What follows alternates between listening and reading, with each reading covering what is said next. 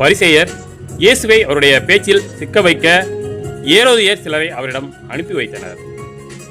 அவர்கள் அவரிடம் வந்து, போதகரே, நீர் உண்மையுள்ளவர், ஆள் பார்த்து செயல்படாதவர், எவரையும் பொருட்படுத்தாமல் கடவுளின் நெறியை உண்மைக்கு ஏற்ப கற்பிப்பவர் என்பது எங்களுக்கு தெரியும். சீசருக்கு வரி செலுத்துவது முறையா இல்லையா, நாங்கள் செலுத்தட்டுமா வேண்டாமா என்று கேட்டார்கள்.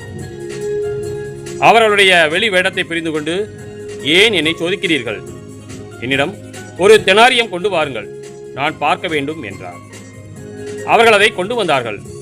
இயேசு அவரிடம், இதில் பொறிக்கப்பட்டுள்ள உருவமும் எழுத்தும் யாருடையது என்று கேட்டார்.